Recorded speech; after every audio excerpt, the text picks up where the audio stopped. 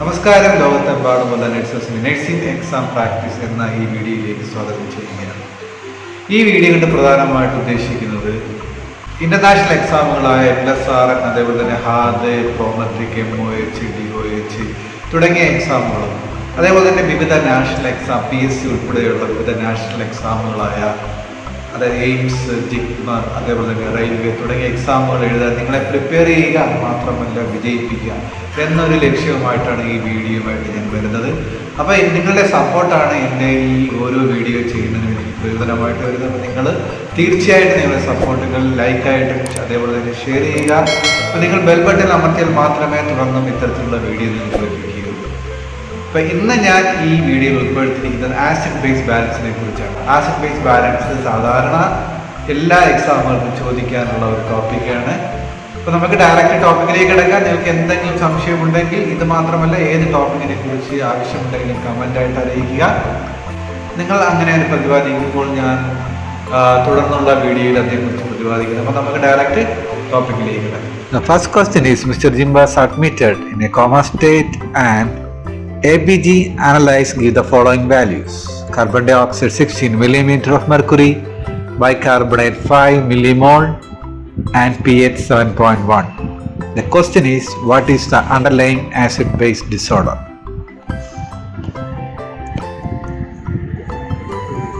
So you have just 10 seconds for answer this question and the time start now.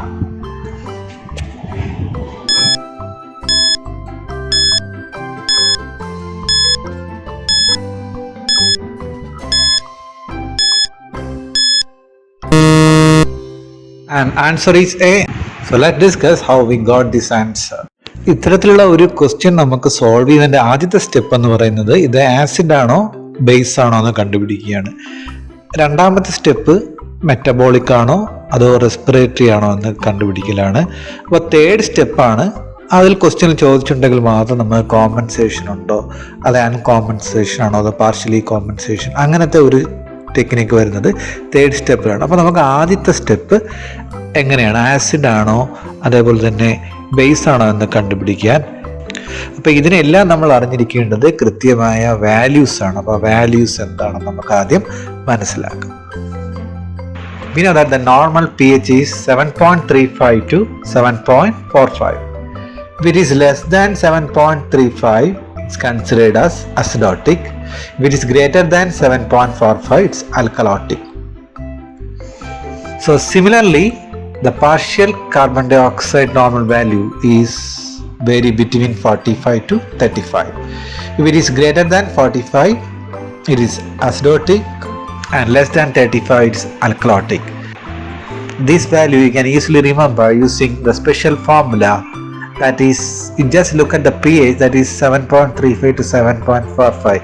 If it is cut the beginning 7, it is only 35 or 45. So that is the value for carbon dioxide. So you can easily remember the value of carbon dioxide using the pH value. Then coming to the bicarbonate, the normal value of bicarbonate, it is 22 to 26. If it is less than 22, it is acidotic, and if it is greater than 26, it is alkalotic. So these are the three values you have to remember. So from this step you can identify or you can easily understand whether it is acidosis or alkalosis. So അപ്പോൾ നമ്മൾ എന്താണ് acidosis, എന്താണ് alkalosis എന്ന് മനസ്സിലാക്കി, അതെങ്ങനെയാണ് കണ്ടുപിടിക്കുന്നത് മനസ്സിലാക്കി. എന്നാൽ ചില ക്വസ്റ്റ്യനുകളിൽ ഇതിൻ്റെ ഒരു സ്ലൈറ്റ് വേരിയേഷൻ വരും. അപ്പോൾ നമുക്കൊരു കൺഫ്യൂഷൻ ഉണ്ടാവും. ഉദാഹരണത്തിനായിട്ട് നമുക്കറിയാം അസിഡോസിസ് ആൻഡ് ആൽക്കലോസിൻ്റെ നോർമൽ വാല്യൂ നിങ്ങൾ കണ്ടു കഴിഞ്ഞു 7.35 to 7.45 ആണ്. എന്നാൽ ഇതിൻ്റെ മിഡിൽ വാല്യൂ നമ്മൾ എടുക്കുകയാണെങ്കിൽ 7.4 ആണ് നിങ്ങൾ എപ്പോഴും മനസ്സിലാക്കിയിരിക്കണം. കാരണം ചില ക്വസ്റ്റ്യൻ ഫോർ എക്സാമ്പിൾ 7.41 അല്ലെങ്കിൽ 7.43 ആണെങ്കിൽ നമുക്കറിയാം ഇത് ഷിഫ്റ്റ് റൈറ്റിലോട്ടാണ് വരുന്നത്. അപ്പോൾ അത് കണ്ട് സ്ലൈറ്റ്ലി ആൽക്കലോസ് ആണ് നമ്മൾ എപ്പോഴും ഓർത്തിരിക്കുക. ഇനി നേരെ ഓപ്പോസിറ്റ് ആയിട്ട് ലെഫ്റ്റിലോട്ടാണ് ഷിഫ്റ്റ് വരുന്നത്. ഉദാഹരണത്തിന് ഇപ്പോൾ 7.37 അല്ലെങ്കിൽ 7.38 ഇതൊക്കെയാണെങ്കിൽ നമുക്കറിയാം ലെഫ്റ്റിലോട്ടാണ്. അപ്പോൾ അത് അസിഡോട്ടിക് വാല്യൂ ആണെന്ന് നമ്മൾ ഓർക്കുക. അപ്പോൾ ഈ ഒരു വാല്യൂ നമ്മൾ അറിഞ്ഞിരിക്കേണ്ടത് ഇമ്പോർട്ടൻ്റ്. അപ്പോൾ അത് ഷിഫ്റ്റ് ആണ്. ഈവൻ ദോ നമ്മളത് നോർമൽ റേഞ്ചിലാണെങ്കിലും, ഇപ്പോൾ നമ്മൾ നോക്കുമ്പോൾ അതൊരു നോർമൽ റേഞ്ചാണ്, പക്ഷേ അതിൻ്റെ ഷിഫ്റ്റ് ചെയ്യുന്നത് എങ്ങോട്ടാണ് നമ്മളറിയാം. അത് എങ്ങോട്ടാണ് അത് പോകുന്നത്, ആ ഒരു അവസ്ഥ എങ്ങോട്ടാണ് പോകുന്നത് നമ്മൾ അറിയുന്നത് ചില ക്വസ്റ്റ്യൻ നമുക്ക് സോൾവ് ചെയ്യുന്നതിന് അത്യാവശ്യമാണ്. അപ്പോൾ അത് നിങ്ങൾ മനസ്സിലാക്കിയെന്ന് വിചാരിക്കുന്നു. ഇനി നമുക്ക് രണ്ടാമത്തെ സ്റ്റെപ്പ്, അത് മെറ്റബോളിക് ആണോ അതോ റെസ്പിറേറ്ററി ആണോ എന്നിങ്ങനെ കണ്ടുപിടിക്കും. മെറ്റബോളിക് ആണോ റെസ്പിറേറ്ററി ആണോ എന്ന് കണ്ടുപിടിക്കുന്നതിന് സാധാരണ നമ്മൾ മെറ്റബോളിക് റെപ്രസെൻറ്റ് ചെയ്യുന്നത് ബൈകാർബണേറ്റ് ആണ്. വൺസ് അഗെയിൻ മെറ്റബോളിക് റെപ്രസെൻറ്റ് ചെയ്യുന്നത് ബൈകാർബണേറ്റ് ആണെങ്കിൽ കാർബൺ ഡൈ ഓക്സൈഡ് റെപ്രസെൻറ്റ് ചെയ്യുന്നത് റെസ്പിറേറ്ററി ആണ്. നമ്മൾ pHൻ്റെ വാല്യൂ ഫസ്റ്റ് നമ്മൾ ക്വസ്റ്റ്യൻ നോക്കുക, ഇൻ്റർപ്രിറ്റ് ചെയ്യുക. അപ്പോൾ അതുമായിട്ട് ഏതാണ് മാച്ച് ചെയ്യണേന്ന് നോക്കുക. pHനോട് താരതമ്യമുള്ളത് അതിൻ്റെ വാല്യൂ. ഇപ്പം ഒരു ഉദാഹരണത്തിന് അത് എന്താണ് ആസിഡോട്ടിക് ആണെങ്കിൽ ഏതാണ് ആസിഡോട്ടിക്, ബൈകാർബണേറ്റ് ആണോ അതോ റെസ്പിറേറ്ററി ആണോ? അപ്പോൾ അതാണ് നമ്മൾ മാച്ച് ആക്കേണ്ടത്. അങ്ങനെയാണ് നമ്മൾ കണ്ടുപിടിക്കേണ്ടത്. ഈ നമുക്ക് ആദ്യത്തെ ക്വസ്റ്റ്യനിൽ തന്നെ നോക്കി അതെങ്ങനെയാണ് സോൾവ് ചെയ്യേണ്ടതെന്ന് മനസ്സിലാക്കാം. അപ്പോൾ നമ്മുടെ ഫസ്റ്റ് ക്വസ്റ്റ്യനിൽ തന്നെ pH 7.1 ആണ്. അപ്പോൾ ആൾറെഡി ഇത് എല്ലാവർക്കും അറിയാം അസിഡിക് ആണെന്ന്. ഈവൻ ഒരു സ്ലൈറ്റ്ലി വേരിയേഷൻ ഒന്നുമില്ല, ഫുള്ളായിട്ട് അസിഡിക് ആണ്. അപ്പോൾ ആ അസിഡിക്കുമായിട്ട് കറക്റ്റുള്ള ഏതാണെന്ന് നമുക്ക് നോക്കുക. ഏതാണ്? ബൈകാർബണേറ്റ്. നമ്മളെ കാർബൺ ഡൈ ഓക്സൈഡ് ആൽക്കലോട്ടിക് സൈഡാണ്. നിങ്ങൾക്കറിയാം ഇത് 16 ആണ്. അപ്പോൾ 35ക്കും താഴെ ആയതുകൊണ്ട് ആൽക്കലോട്ടിക് ആണ്. ബൈകാർബണേറ്റ് ആണ് അവിടെ അസിഡോട്ടിക് സ്റ്റേറ്റിൽ. അപ്പം pH ഈ ഒരു pHുമായിട്ട് കറക്റ്റ് വരുന്ന ഏതാണ്? ബൈകാർബണേറ്റ് ആണ്. അപ്പോൾ അതുകൊണ്ട് നമുക്ക് ഇത് വളരെ സിമ്പിളാണ്. അപ്പോൾ അതുകൊണ്ട് ഒറ്റയടിക്ക് നിങ്ങൾക്ക് പറയാം മെറ്റബോളിക് ആസിഡോസിസ് ആണെന്ന് പറയാം. ഇനി നിങ്ങൾക്ക് കോമ്പൻസേറ്ററി അൺകോമ്പൻസേറ്ററി തുടർന്നുള്ള ക്വസ്റ്റ്യനിൽ വരുന്നുണ്ട്. അതും കൂടി ഞാൻ ഇവിടെ പ്രതിപാദിക്കാം അതെങ്ങനെയാണെന്ന്. അപ്പോൾ ഇത്തരത്തിലുള്ളൊരു ചോദ്യം വന്നാൽ നമുക്കറിയാം ഇവിടെ pH 7.1 ആണെന്ന് മനസ്സിലാക്കാം. ഉദാഹരണത്തിന് അപ്പോൾ ഇവിടെ നിങ്ങൾ കണ്ടു മെറ്റബോളിക് ആണ് അല്ലേ?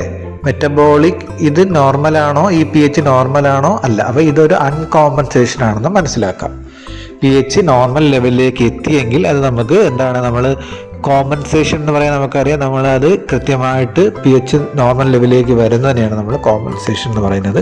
ഇവിടെ അൺകോമ്പൻസേറ്റഡ് ആണ്. കാര്യം നമ്മളെ നോർമൽ റേഞ്ചിൽ pH വന്നിട്ടില്ല.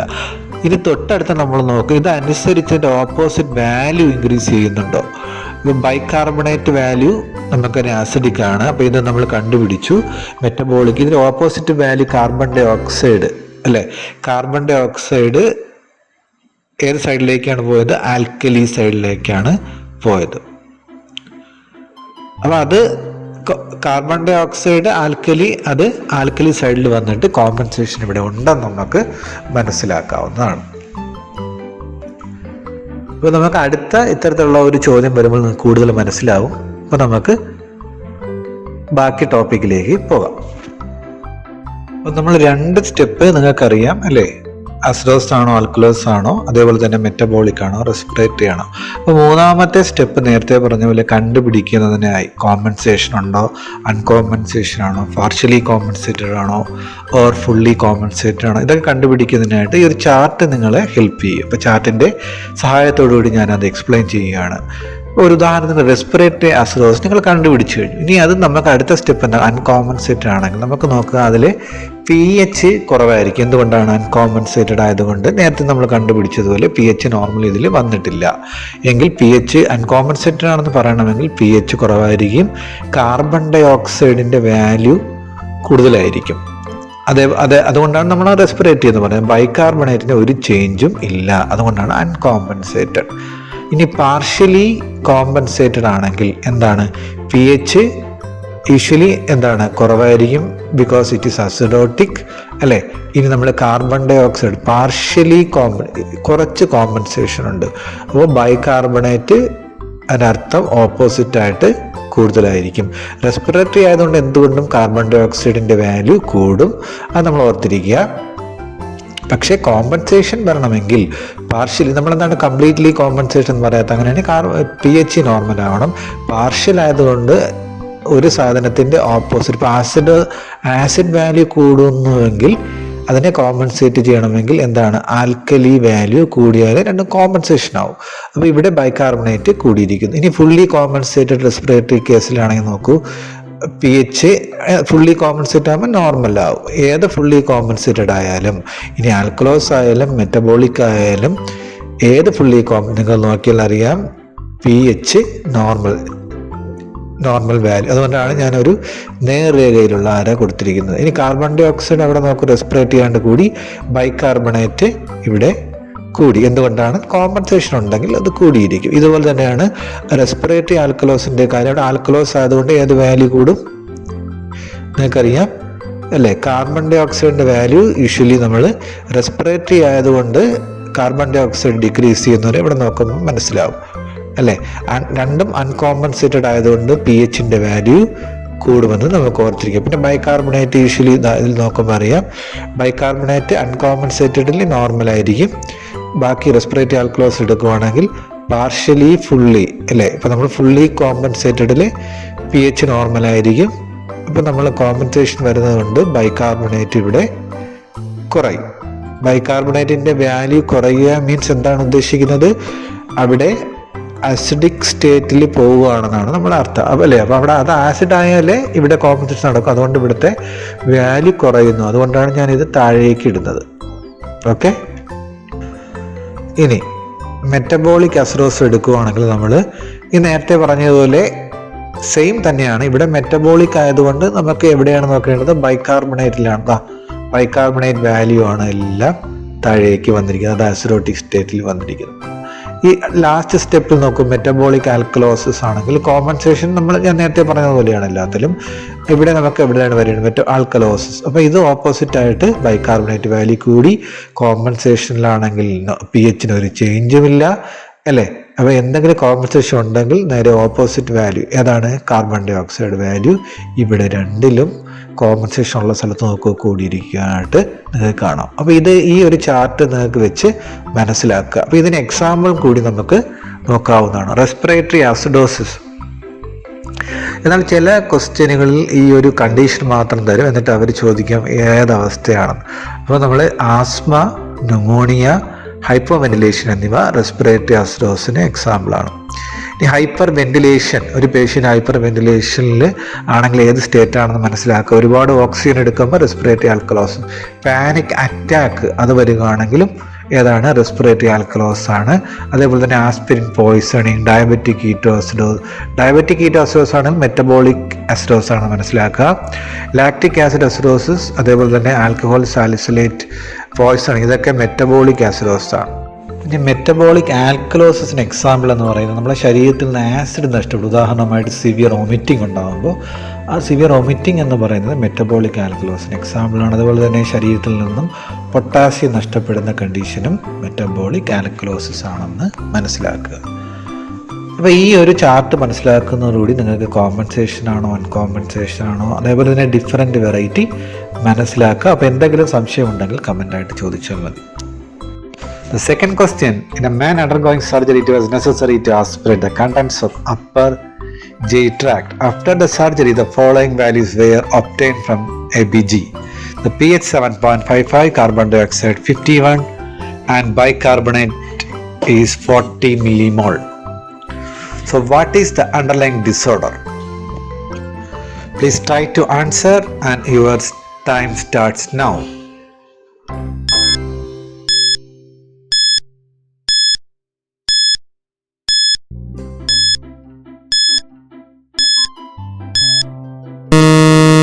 So here the answer is B, just because you can see that the pH is 7.55, that is in the alkaline state. The second step is whether it is metabolic or respiratory.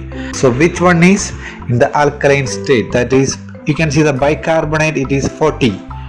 That means it is more alkalotic. So that is why it is metabolic alkalosis. And the carbon dioxide is in the acidotic state. So it is not respiratory, it is metabolic. So that's why the answer is metabolic alkalosis. So coming to the third question, a woman is found comatose having taken an unknown number of sleeping pills an unknown time before. And ABG yields the following values: pH 6.9, bicarbonate 12, carbon dioxide 65. So this is most accurately described as. So your time start now.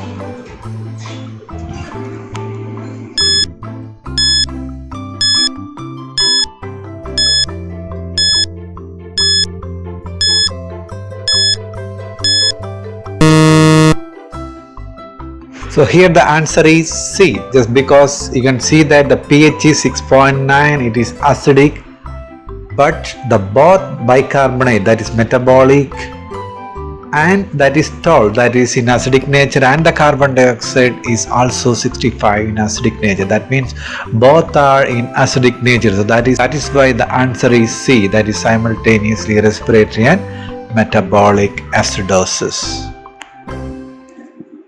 So coming to the fourth question, the student is nervous for an exam and is breathing rapidly. What do you expect out of the following? So your time start now.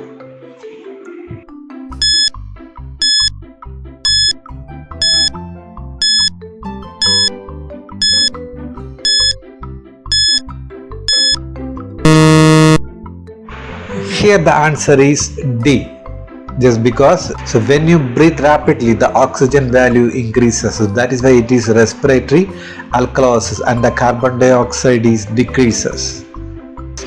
And you have to remember other things, that if you omit excess, that means you are losing the bile, that is acidic, then it is metabolic alkalosis. On the other hand, if it is you have severe diarrhea, that means you have losing the bicarbonate. Losing the bicarbonate, it is metabolic acidosis. You are losing the alkali, then you will develop the metabolic acidosis. The fifth question, the cause of metabolic alkalosis is include all the following except. So your time start now.